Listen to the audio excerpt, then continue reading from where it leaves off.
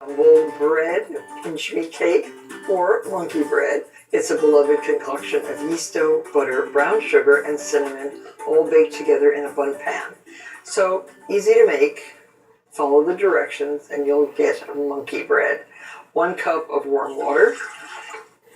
Into that water, add your active dry yeast, 1 package, and 3 tablespoons of honey. Use the best honey you can find, and not too unusual a flavor honey. I brought back lots of honeys from Russia once, and they were so unusually flavored that they couldn't be used in a lot of different things. Too strong, too odd. And we're going to also add 1 egg. And into 1 3/4 cup of all-purpose flour, add 2 teaspoons of salt.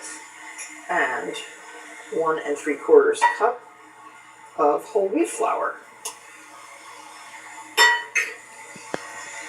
Blend this together with a whisk, our modern day sifting. And the gluten in the wheat flour gives rise, structure, and lightness and elasticity to breads and baked sweets, while whole wheat flours are milled from the entire grain, bran, endosperm, and germ. So add all your flour and let the machine run until the bread comes away from the sides of the bowl. The dough looks good. And we have 4 tablespoons of butter to incorporate into the dough. It takes a little while for the butter to become incorporated, very much like the addition of the last bit of butter in a brioche dough. But it does ultimately get absorbed. So there's your bread. It doesn't look like much now, but in a little while, after it has risen and is shaped, it will be a spectacular and unusual monkey bread. Scrape down. And now this has to rise for about 30 minutes in a warm spot. Then transfer the bowl covered with plastic wrap to the refrigerator and let stay in the refrigerator for at least 8 hours and up to 18 hours to develop flavor and texture. Here's our dough. It's so beautifully risen. And in these bowls, we have 3/4 cup of light brown sugar, 3/4 cup of light brown sugar, and to each bowl, 2 teaspoons of good quality ground cinnamon.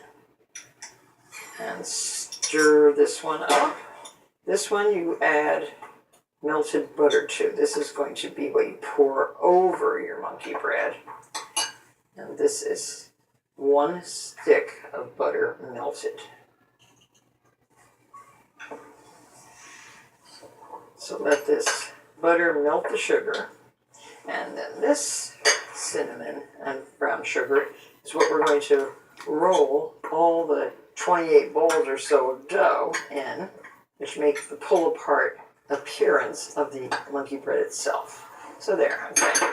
We are ready to rock and roll. Get your dough out of the bowl. And we need, as I said, about 28 pieces. You roll these like this, and then you roll this in the brown sugar, and you plunk it down in a buttered bundt pan. Turn on your favorite television station, and just keep doing this. You'll have just enough of the brown sugar and cinnamon to coat the balls, and all of these balls, because they're yeasted, will grow into one another in the pan. And those are the little sections that you're going to be able to pull apart when you serve your monkey bread.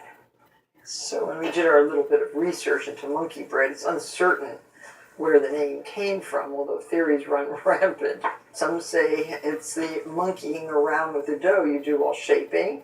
There are others who believe that the bread resembles the monkey puzzle tree, whose prickly branches make it difficult to climb. There are others, who suggest the name refers to the way dough lumps together cozily during baking, very much like a pack of monkeys all lying on top of each other. searching for edibles in each other's fur. That too sounds far-fetched to me. And now, evenly spoon this mix over the bread in the bun pan. This will melt and coat the monkey bread with a beautiful cinnamony, sugary glaze. This must rise now, and while it's rising until it's doubled in bulk, that'll take about an hour. Preheat your oven to 350 degrees. Cover with plastic wrap and allow to rise. Look at this. It already looks incredibly interesting. Each one of the balls has really gotten fluffy and light.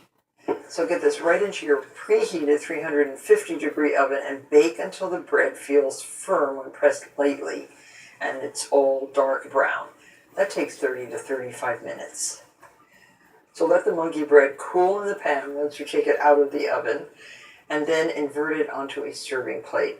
And now to serve, just pull apart the various segments and plate. So cute. Use 2 forks if you like, or your fingers, and enjoy. I guarantee you'll find this bread as fun to make as it is to eat. Thank you so much for watching, and I'll see you next time.